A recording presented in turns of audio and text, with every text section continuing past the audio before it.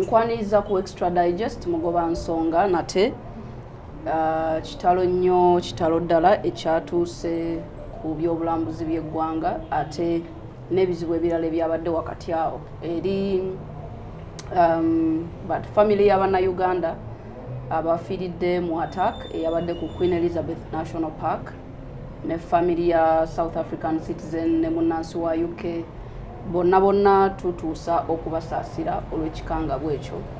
Eno extra digest mugoba nsonga nze Carlton Scovia Nahamya tuli ne Madam Paula Nahamya okuva mu Africa One Travel okwongera okutunuulira ebyobulambuzi by'eggwanga n'ebyobulambuzi mu mawanga agatuliraanye oba amawanga amalala go gakikola gatya.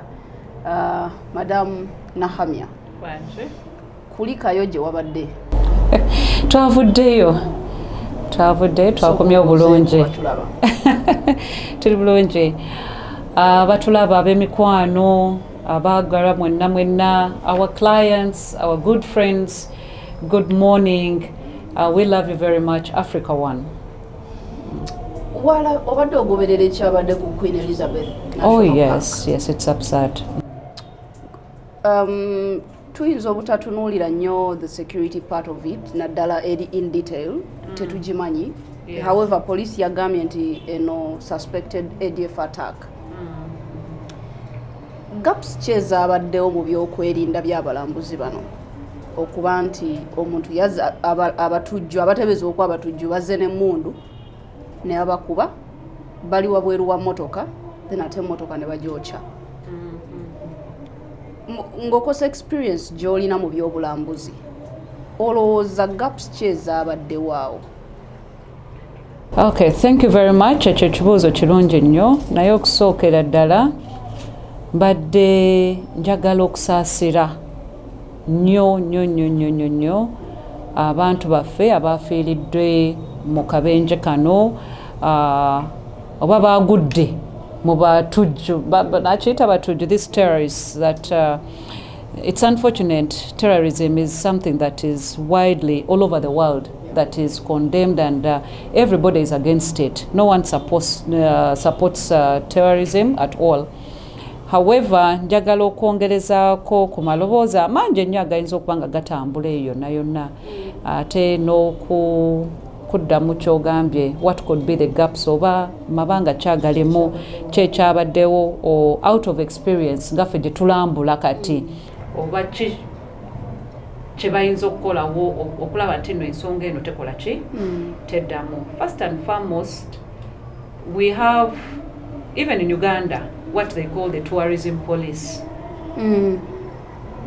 This tourism police kati gaps ziyinza okubeerako awo oba tubadde tutwala ebintu nga oba ekitali kikulu nnyo okuprotectinga the tourists because there is security which is called the UA. Aba UA balina security yabwe, but I believe the UA protection and the security is much focused on protecting the ebisolo ne gunde endala zonna ezaki ebyomu nsiko mainly. I believe that's mainly their focus to protect the environments of tourism areas, the national parks and all that, and the neighboring bit of it.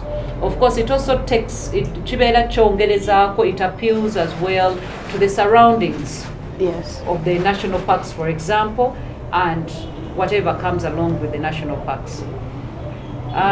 Kati wemba chitunuida mu ango ngaffe we tutambula elsewhere. For example, I'll give you an example for Israel and Egypt. We tuba tulambula, but tourists tuba tutuuka we tuti ku kisaawe Egypt tubeera ne security tebasooka otuwa. We tutuulira mu bus wetu tulina bodyguard company, because each company that brings in tourists kyosooka okuwandiisa passport z'abantu bonna batuuka ssaawa meka bagenda kulambula bifuna biki. The Ministry of Tourism ebeera emanyi buli mulambuzi ayingidde Egypt. Nemuwa obukuumi. Bakuwa obukuumi. Eri company organizinze olugendo. Ewa all details bwiri detail ekwata ku muntu ayingidde mu nsi eyo tugenda okutuuka mu bus wetu ti olunaku olusooka wetu nga tukyali ku kisaawe mubeera ne bodyguard abatambulirako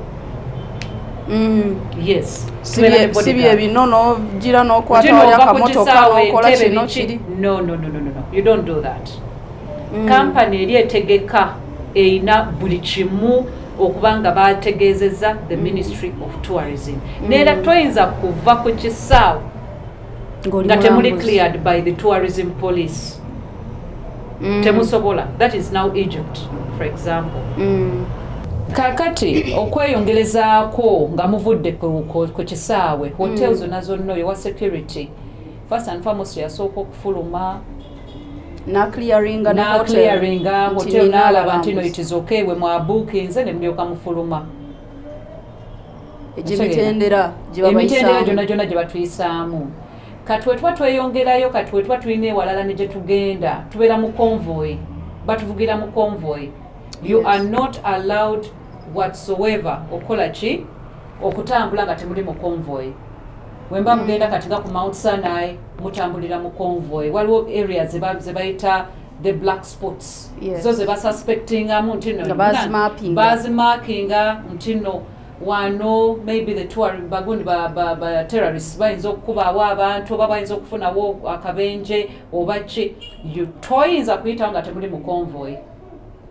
Waliwo nga tuva ku Mount Sinai for example toyinza kuva ku Mount Sinai nga temuli mu convoy neera convoy eyo eri scheduled for certain hours nti no wemba muvudde ku hotel with the first security eddako fenna tulina we tumiitingira abalambuzi bonna bali mu ekyo ekifo convoy esooka etandikawo ssaawa 2 ez'okumakya eddako ssaawa 4 ku 5 then eddako ya ssaawa 6 after ssaawa 6 bwemba temuvuddeeyo musigalayo mulina okusula gye muli tebabakkiriza kutambula.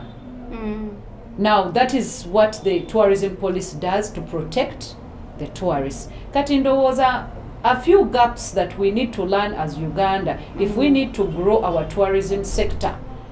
Ekintu kya security of protecting abalambuzi kina okweyongeramuko amaanyi obukuumi obuteekebwa ku bisolo n'ababikuuma bujje ne ku balambuzi kubanga omulambuzi kintu kikulu nnyo kubanga ze sente ate ze tufuna ate aba okozesa okuprotectinga what is there bw'aba taleese sente naawe ojjakalubira okuprotectinga ebisolo. Exactly, yes. Kakati abalambuzi we need more security measures to every tourist that enters and even to protect them along their movements. Yona gye balambulira gye batambula abalambuzi bwe bayingira wano balina okumanya buli mulambuzi ayingidde gy'agenda okusula itinerary. There is what we call an itinerary of a tourist. Agenda kusula wa, alambula wa, agenda wa. Omuntu atalina itinerary oba atayinaako company ng'ali cleared by the Ministry of Tourism balekerawo bakkiriza okulambula. That is going to save us a lot. Because ekintu kino ekyabadde Uganda tekyaffecting only Uganda but it's affecting the region. Because balantino omulambuzi yabadde agenda okujja Uganda probably agenda Kenya agenda Tanzania agenda Rwanda kati abeera yasazizaamu aba kitwala za block. Kati kino kyatukanze abantu abasinga abadde basobola okukola ki okujja. So that's my take and that's what I really put out there as a message that we need to do more benchmarking where security and the security combined with the tourists, how best Uganda between chikola tukinvestingemu tukitekemu amaanyi. Let's empower the tourism police because once the tourism police are empowered then we shall get even better numbers because security combining ebintu bingi nnyo.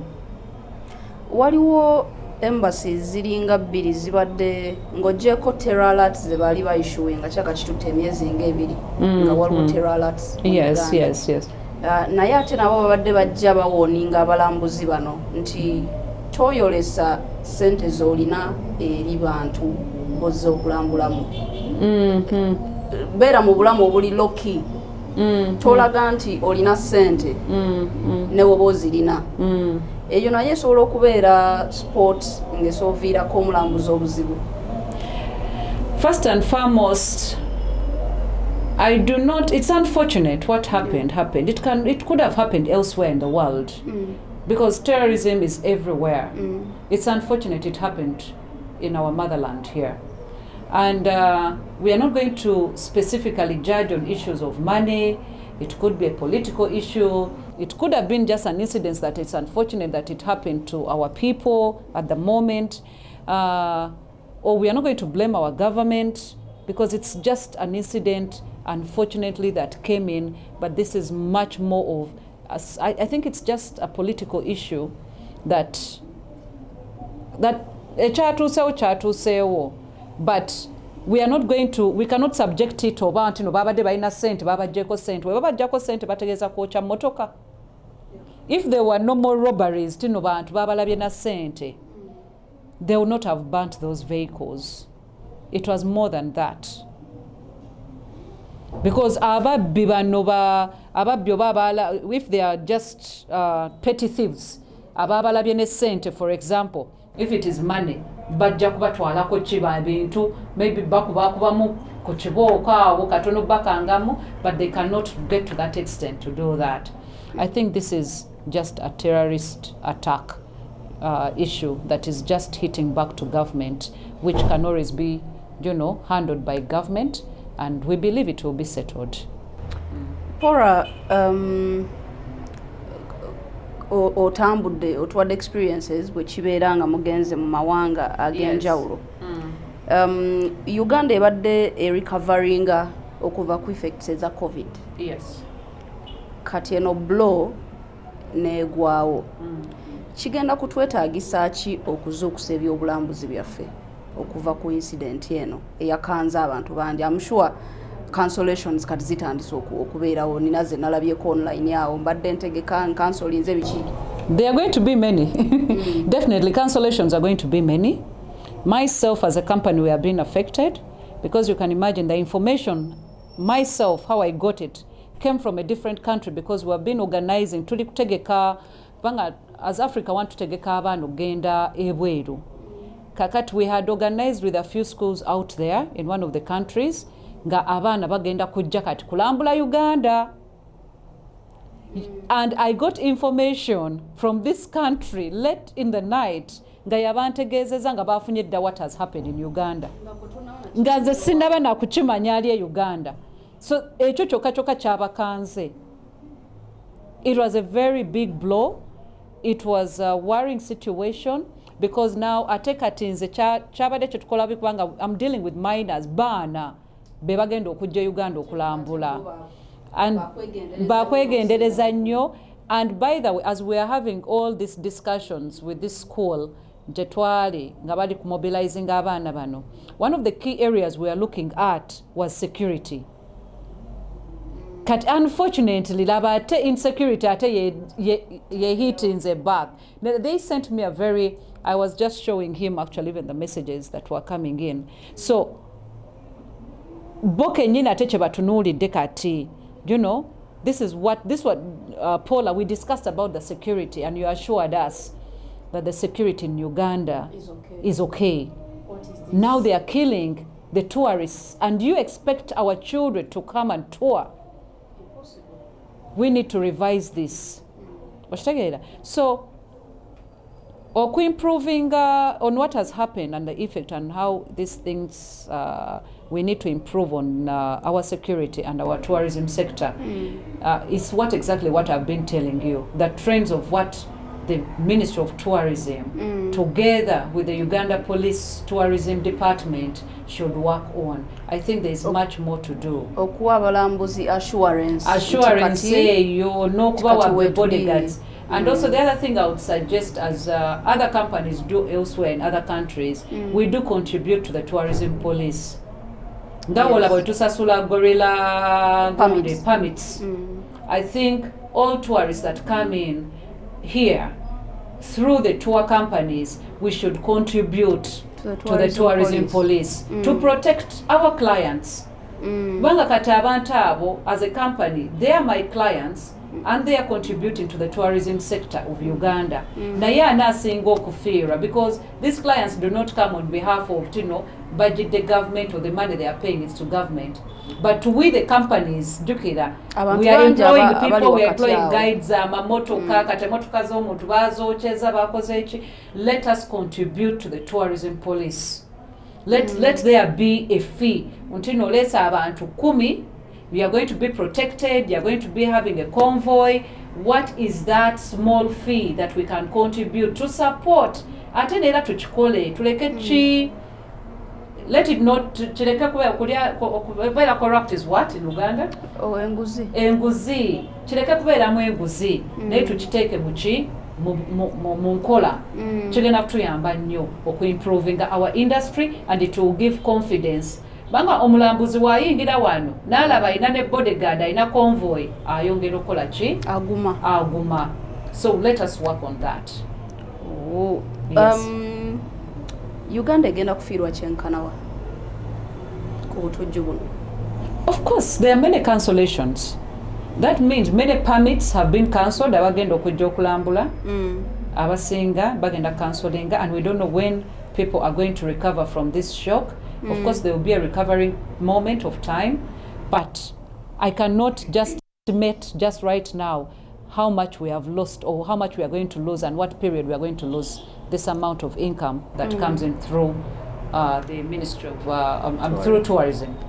Oyogedde ku black spots ensinga Egypt ze zimappinga. Yes. Nti omulambuzi ng'onaayita wano bino byonna oteeka mu nkola kubanga ekifo kiri highlighted as a black spot. Yes.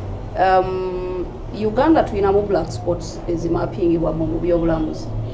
I do not know if the Ministry of Tourism and the Tourism Police have marked those areas.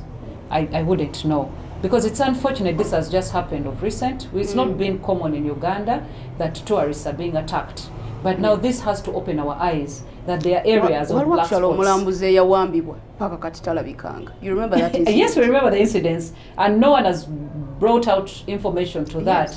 To state whether the person was, if we are not updated. Now this is information as the Ministry of Tourism and the Uganda Tourism Police, updating abantu. If right now we do not know what happened next, then that's also a question also that we have to improve on our communication skills in the tourism sector. So tewali black spots? No, we've not been having, honestly. As Uganda, things have been okay with tourism and security, but now this has to awaken us that there's much more to do. Yes, there's much more to do. Kati ku mbeera y'abalambuzi abafiiridde mu bulumbaganyi obwo, what happens ku handling a case eyo? Wabaawo compensation, wabaawo okuliirirwa kwonna kubeerawo eri families? Now you see, kola ku by'emirambo biki? Yeah, that's a very interesting question. Now that comes back to the policies of under the tourism sector. What happens, or also now this is going to be taken up by the different embassies. Now it's a foreign issue right now that has got to be able to manage that right now. So these are all areas now we have to look into right now, all tour companies and also different governments and embassies. Now this is going to turn out a case of foreign policy right now because these are foreigners dead in foreign land while on tour. Yes, at a safari. So that is something now we have to live now and wait what happens from our government and the different embassies, how they're going to be able to manage this situation. So abalambuzi abajja mu Uganda, government eba tracking etya? I wouldn't know because I bring in tourists in Uganda, but there are questions that some of us have never been asked. Ngate muzisuubira. So ekitegeeza gwe Africa One bw'oleeta abalambuzi gwe obavunaanyizibwako batrackinga nti Nahamya namuleese asuze wano azze wano. N'addayo nga what government wants is did we pay the gorilla permits? And that's it. Ebiddako, I have not seen all these procedures like how I do take people out of Uganda nga bwe babimbuuza nga ngenze eri. Nti omulambuzi overstayinze. actually ba overstaying abandi. They do. Kubanga balaba tewali nnyo bukwakulizo bw'amaanyi. Exactly. So there's so much to be worked upon and to revise in our tourism sector. Yes. Paula, tugendeko ku nsonga ya ekyo kiri mu Uganda. Wakava Egypt. Yes. Embeera eri etya Egypt kubanga waliwo olutalo wakati wa Israel ne Palestine. Ate ensi zeeriraanye. Nga tonagenda eri osooka eno. Like n'ensi eziriraanye awo zonna ziri affected. Kiri kiti eyo gye wavudde? Okay, now like you see how Uganda is, I think we have a little bit of boundaries in Uganda, ne Kenya, ne Tanzania. But when it comes to Israel and Palestine, obeeranga ali ejjinja ne Kampala. It's not an obvious boundary nti nno eno nsi ndala nti nno oli eyo ze ndi eno. Demarcations zino. Nkugambye wobeere Palestine oli Jinja. Wembeera Israel ndi Kampala. That's how it is. Tewaliwo nnyo nti nno nsalo weeziri ezi bordering that this is exactly one country. So it is very unfortunate what is happening in Israel, and my brothers and sisters out there, we really feel sorry, and we are saddened with the situation that is taking place, because it's equally also affecting us who do pilgrims to Israel. However, the situation is tense because kati boundary ya Egypt eringanga boundary Egypt ne Kenya, I mean Uganda ne Kenya, that they are very close, that omulambuzi ave gond Egypt asala busaze naddawa Israel. So the situation in Egypt as well is a little bit tense because it equally affects them. So I will tell you, toward Egypt naye nga neera feeling the tense mode in the tourists around, and also n'abannansi nga tekibayisiza bulungi. Yes. So kitegeeza nti regardless ekiri Israel naye by'ebyobulambuzi mu Egypt bikyagenda maaso. Very well. Everything is moving on so well because when so many clients who had to cross ababadde Egypt nga balina okusala okugenda Israel bonna babadde bastopinze in Egypt nga tebakyasobola kusala. So that's what brought the tense mode eyabaddewo. Yeah. Independence trip eyo yabadde etya? Yabadde nnungi, twanyumiddwa. Abantu banyumiddwa. Egenda kubeerangawo buli mwaka? Yes, egenda kubeerangawo, but actually we have one for Christmas. Abagenda okugenda Christmas from 22nd to 30th of December. Bagenda having a Christmas in the Old Testament. You know, Egypt is also a holy land. N'abantu tebakitwala nnyo nga kikulu. But it all starts in where? In Egypt. Egypt, yeah. Yeah. So we shall be in Egypt this Christmas as we wait and understand the situation as it comes down in Israel. Abantu bo basazeewo ne batusaba nti no, they want to have Christmas in Egypt. So we shall be in Egypt again. Nyinza kwetaaga ki okugenda okulya Christmas sekukulu njirire e Misiri mu kifo ekitukuvu? Yes, neera ababeera baagala okugenda, of course first priority I mean ekisookebwa ekyetaagisa ye passport yeeyo. Olina okubeera ne passport. Kyekisookera ddala, then n'obusobozi nti n'osobola okusasula. Naye trip eno tugitaddewo nga mainly eya Christmas, it's going to be more of a family time out and friends. Kwegamba ekiseera ky'owaayo obudde oba eri owa mukyalawo ne mugenda ne spendingako that time, abaana bajja kubeera mu luwummula, ne musalawo eno Christmas tugende nze naawe gino omwami wange. Let us go spend time together, let us understand each other more, let us plan for the family, you know. Ngesimu tekubye ate leero oli mu meeting, chairman akubye ate FDC yabaddewo eti ate kati kwegamba ebyo nga tusooke tubiteeke ebbali. You spend time with just your family, then abanayagala okutambula n'abaana baabwe nabo, and it's just them. Time ebeere yammwe, mweweeko obudde. Obeereko awo omanye nti nno kati oliko n'abaana bo, oliko ne mukyalawo, nga tekuliko any other distractions. You give yourself time. Yes, we all need time. kubanga sometimes abantu bagamba bagenda mu kyalo naye Christmas yo mu kyalo nga tebeeramu kuwummula tebeeramu kuwummula kulambula banganda nakuziika nakumaliriza nsonga kwegamba you do not enjoy really your holiday as such as you may think. So Christmas zo mu kyalo mugende nga bukyali, then come and spend just time with your family. Give your family that moment of time. Gy'obadde tobawadde abaana babeera mu bisulo. You hardly spend that 24 hours with your children. Now this is a time, go away and give your family time. Go away, give your wife time. Wo omwami wo ku budde. Kubanga oluusi tunenya nnyo abasajja tebatuwa budde. Naye ennaku zino abakazi namwe mwekozeemu omulimu. Naffe tetubawa budde. Tuba tukola ssente. Kati naffe tetulekera obbanenya baba bakola ssente. Kati mbawolerezaako. Tulina kweyungamu tugende tuwummule. Kati twegatte ffenna tukakkanye zi pressure tukule amaka. Amaka tugawe ku budde. Yes. Trip eno egenda kubeera yanjawulo etya okuva ku ziri eziri holi zoba zokola?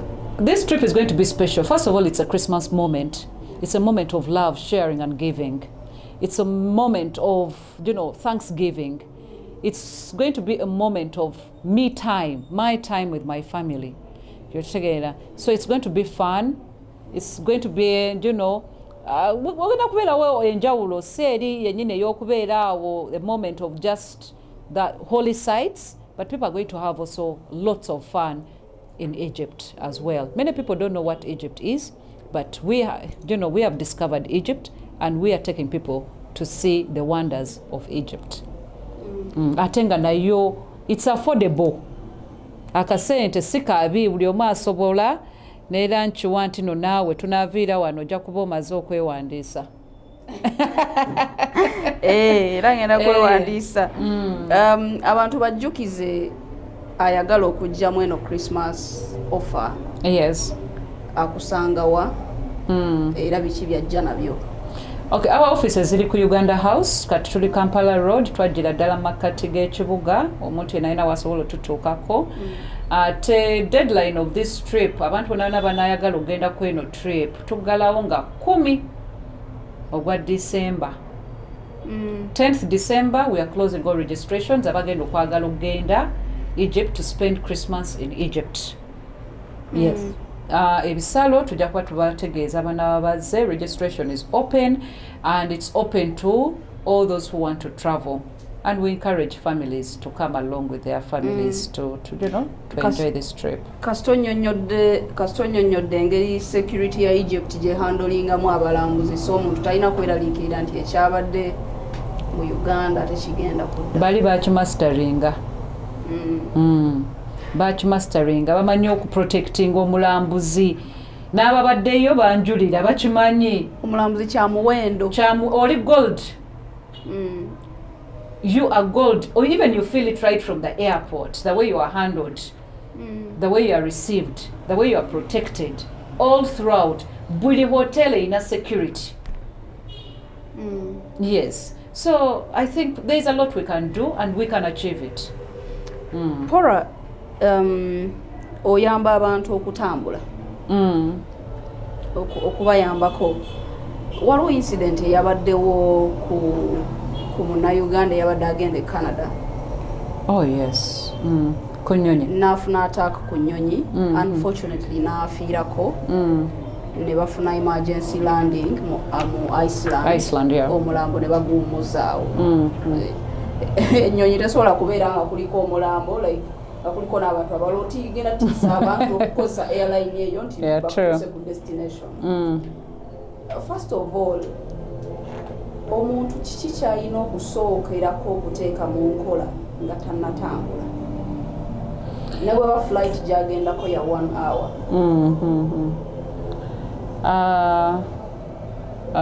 Mikwano gyaffe eyo aba abooluganda abafiiriddwa omuntu waabwe ku nnyonyi kyekango nnyo, neera njagala kubasaasira nnyo because waliwo ebitutuukako nga si kyawulijjo. Kikukanga nnyo ddala ng'omuntu wakuvuddeko ng'omulaba mulamu ate nga nno gy'omusuubira gy'agenda tanaba na kutuuka oba babadde bagenda namu receivinga tebamureceivinze naye yakomye mu kkubo. It's very very very unfortunate and njagala kubasaasira baganda bange abali eyo abafiiriddwa omuntu waabwe. Naye nga we always caution people as they're going to travel, and as a policy here as Africa One, we always give a mandate, at least medical check. Yitayeko omusawo okebereko at least the basics of things olabe nti no oli mu proper shape. Nevertheless, I would like to say, yes, this could have happened, it's unfortunate. Naye mbiri gyaffe giringanga wolaba ekyuma nakyo wekikoloba emmotoka. This I can say. Sometimes oyinza okuba ng'ovudde na wa musawo nga indeed you're fine, but what happens after, it's on a God's will. Kwegamba tukirekera Katonda. It's unfortunate, her time had come. Katonda yatukweka nnyo essaawa eyo. Kubanga tuyinza okulowooza oba yabaddemu omulwadde oba yafunyeemu ki oba naye ate nga yabadde mulamu, naye kyatuuseewo teri muntu ayinza kukimanya until a proper medical report comes out. But we always have to just take that caution that you have to have your travel insurance. Travel insurance covers everything. Banga simanyi oba weyabadde atambudde yabadde alina travel insurance kubanga kati ennyonyi yo ejjako mulambo ebiddaako mu abamanyi as a family. You take it up from there.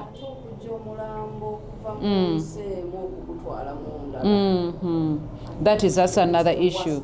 So the burden and the challenges that we want to leave to our relatives abasigadde, or sometimes ogenda into asking for help from government, can be solved by travel insurance. Kubanga travel insurance covering ebyo byonna byonna ebigudde bikoze eki bitalabye. So I always encourage people, as a principle, always have travel insurance. Ate neyo travel insurance mulabe tino companies emugendamu, they are very reliable. Kubanga mulimu nezo travel waliwo nezo nazo ezitawanyamu, sigenda kumenya company wano, but tubamanyi. But we advise you out there. Omuntu n'alwala ali mu foreign land abakwete mukwata mwebuzaabuza oluusi exactly ebintu ng'ebyo. So you need to be very careful with the travel insurance you want to work with. Naye nga I would advise travel insurance is very key. Wadde ogenda lunaku lumu, wadde ogenda nnaku bbiri, kubanga kati ng'oyo wadde yabadde agenda lunaku lumu byakomye mu kkubo n'olunaku terwaweze. So I really encourage you, let us put travel insurance as part of our priorities of to-do list ng'ogenda kutravelinga. Laba nti no travel insurance yo yekusooka mu ki mu ngalo. So it's very unfortunate this happened, but we pray for them, and ne Katonda yongere okugumya family eyatuusibwako obwekanga obwo. Yes. Probably omuntu okutegeera burden y'ekintu kino omuntu bw'afa mu scenario bweti mitendera kye giyitibwamu okukomyawo omulambo. Procedures are normally standard on a body and depends on which country gye gugenda okuva. Kubanga buli nsi erina amateeka gaayo, but neera the standards remain. Olina okusaba omulambo tebamala gaguleeta nga wogamba nti nogenda obookinze ya ticket. By the way, it's more expensive to transport a dead body than omuntu omulamu. Ate the procedures gwe guyitamu ogutreating ate guyise wano security checks, clearance, it is not so easy a situation that gye guyitamu. So ebyo byonna as families should always expect that. Kubanga it differs from country to country. Waliwo ababyanguya, waliwo abalwawo, waliwo abali complicated, kwegamba. It depends country to country. Wova mu nsi yo, in most cases, you have to be ready for anything. Ate nga bannange ku nsonga eza wano economy yaffe, ab'enganda zaffe, omugambe nti kaakati wetaaga obukadde 300 okukomya mulambo. Naye nga n'obukadde omusanvu obwa ticket ekutwala gy'obadde olaga waliwo abakuwozeeko million 2. Kwegamba burden eyo beera ogirekedde family. So the solution in all this is travel insurance, because also with travel insurance in most cases they get involved. Yes. They purely get involved in helping out, whether you're sick, whether you unfortunately you are dead, they get involved okulaba nti no process eyo nayo batambula naawe. Yes, that's the beauty of travel insurance. Extra digest mugoba nsonga kwe tuli tutunulira ebyobulambuzi okutambula n'ensonga eziri mu ko eryo ne Africa One Travel. Ng'ogyeko trip ya Christmas. Yes. Waliwo trips endala awo? Waliwo trips endala, of course tulina ey'abaana gye tukyateekateeka. We hope that they will be able to travel by January. That is the United States. Bagenda US. Eyo yebeerawo ey'abaana. It always comes in with a little bit of challenges. Katemba abeeramu ow'abazadde awo. Naye ng'ebitwa bimanyira. That's part of travel, by the way. Teri mulimu mu nsi muno gutaliimu katemba. Olaba n'okulya kubeeramu katemba. Abazadde ate babeera batya? Omu ayagala omwana atambula, omulala batayagala. Ebyo byonna bibeeramu, ababeera eyo abaagala okubba abaana nga tutambudde nabo. So bibeeramu. So it's a little bit of a challenge also in one way or the other. Naye mutwala obuvunaanyizibwa. Tutwala obuvunaanyizibwa bonna bonna. Ate nera tujja kusigala nga tukola. Munange tulina okusigala nga omulimu tugukuuma, because n'abazituwa visa nabo bayita mu the same challenge naye tebaggalangawo. So we are not about to close, but we are about to manage the challenge. Yes, so we have those, and throughout next year we shall be putting out our calendar very soon. Before the end of this month, our new calendar for 2024 will be out. However, we still have a trip for Mothers and Fathers Union coming out to the Holy Land. Yes. Abo bonna bonna woba oyina mami wo daddy wo ali part of Fathers Union, Mothers Union. We have a trip to Israel of the journey of the mothers and the fathers in the Holy Land in May. Yes, they'll be traveling in May next year 2024. So nalwo olugendo nalwo weeruli lwe tuteeseteese. Ku baana abo myaka ki egigenda n'egitagenda abaana b'otwala? Abaana betwala to Disney World. Yes. This year they are doing Disney World California. Ate tugenda kutwala abaana from 6 years to 15 years. Okujjako those who may be about maybe 16 or 17 are repeated clients. Otwala abantu okulambula mu bifo ebirungi, embeera ya wano ogimanyi. Abamu abayanoonya opportunity egendako US, egendako Canada, egendako Sweden, egendako Germany, kati gunafuna omukisa n'omutwala ng'omulambuzi. Ofunayo scenario ez'abantu abakutolokako n'atakomawo. Yes, that's a daily answer or a daily question that I think all companies out there have experienced that. Yes, or kudduka, or people, we call it absconding. Okay, yes, they abscond. They are mutabade part of you, naye ne basalawo ne bakola ki? Absconding. They are absconding off the group. So that is a big challenge that we have, and it will always be part of the tourism challenge that it is. Even n'abajja wano abazungu nabo ba absconding. It's not only Africans, by the way. Sometimes people misinterpret that Africans abaagala nnyo okudda eri. Mulimu n'abazungu nabo abaagala okubeera wano. So it's a challenge ate nera tukifuna, but we just have to manage it to reduce the numbers, but toyinza kimalawo. You can only manage and reduce, but you cannot say kiringanga kya corruption. Yeah. Teri muntu ayinza kugamba nti no corruption eyinza okuggwawo. You can only manage and reduce corruption, but you cannot delete corruption. Okwabscondinga kirina engeri gye kikosaamu emirimu gyo naddala ku visa processing. Of course it affects you in one way or the other, but to what extent does one who is looking into case by case will understand? Because this is not something that is subjected to a company that go wachikoze oba go chagala. Yes. It is something that it takes the two of us. Banga sinze yagabye visa to begin with. I've brought clients, I've brought business to your country.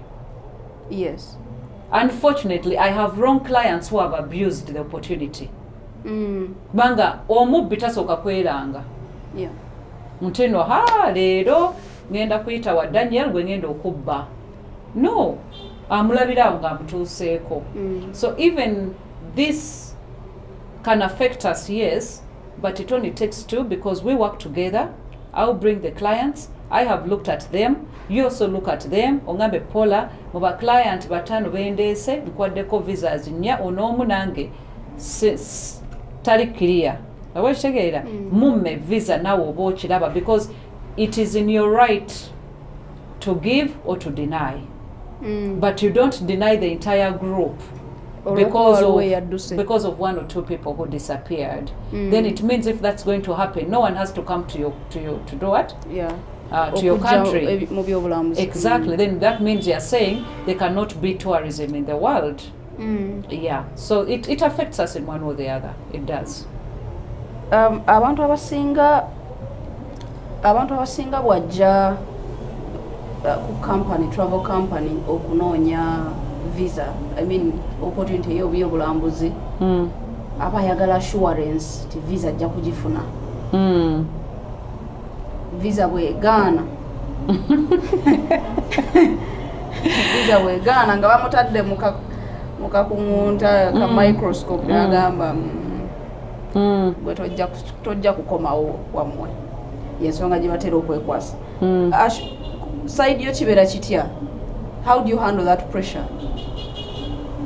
Okay, now first and foremost, as a company we have terms and conditions. Omuntu yenayinayo wajja wano olina okuzisomamu and you accept or you do not accept. Oba tokkiriza ku mateeka gange gemba ntaddewo bwe tugenda okukolerako kukola ku byentambula byo, then you have a right to do what? To walk away. Because I have no right, as Africa One has no right whatsoever. Tetulinamu kakwate konna ku visa. Muyambako muntu ono okusaba visa. Ffe tukola gwaffe nga group nga company ne tuteekayo.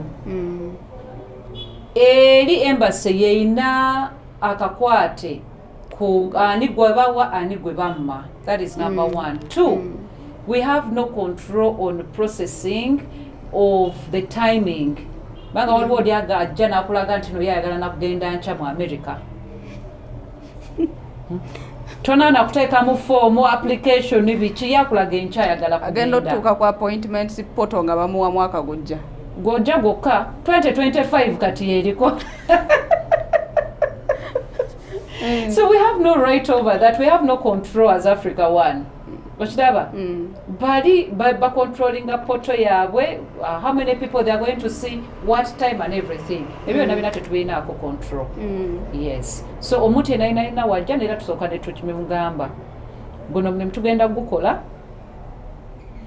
We are going to put in all the applications, but we do not control any embassy whatsoever on the visa processing, the denials and acceptances, the time of your appointment.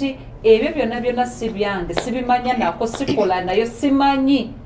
As Africa One, we do not take any of that at all. No, tetuchina mukono. Pora sibula abantu. My good friends, my clients out there, I want to thank you once again of being part of Africa One. It's a sad moment in the travel industry currently, in the tourism industry currently. A lot is happening. There is war in Israel, in Uganda. We have just got a terrorist attack on tourists. So it's a sad moment in our industry right now that has really affected us in one or the other. And I want to make sure that I can pass on this comfort message to all of you. This will come to an end and we shall have solutions to everything. Let us keep calm and let's keep traveling and let us keep, let's keep each other in security check and let us keep safe all throughout. We love you very much. Come to Africa One. The packages are still open. Kale, extra digest mugoba nsonga tubadde ne Africa One Travel nsuubira nti olina by'oggyeemu naddala gwe ateekateeka olugendo. Oyinza okuba oteekateeka lugendo lulwo ssekinnoomu oba ng'oyagala Africa One ekutambuze. Naye ekisinga obukulu bannayuganda kye muba musinga okwetegereza kyekya travel insurance kye babagambye, then naawe atambula ebyokwerinda bye biyimiridde bitya nga tonnaba oluusi kitandika naawe gwe ng'omuntu security yo ng'omuntu oleme kuteeka burden y'amaanyi ku bantu b'ogenda okuleka ewaka okudda mu misoso gy'okutambuza omulambo. Bw'oba tomanyi kyekitegeeza kutambuza mulambo okuva mu foreign land okugukomyawo, waliwo egitwala emyezi 6, waliwo egitwala omwaka, waliwo egitwala omwezi gumu, naye whatever it is process eri complex nnyo ate ya bbeeyi nnyo. Nze Carlton Scovia Nahamya ku Extra Digest, subscribinga.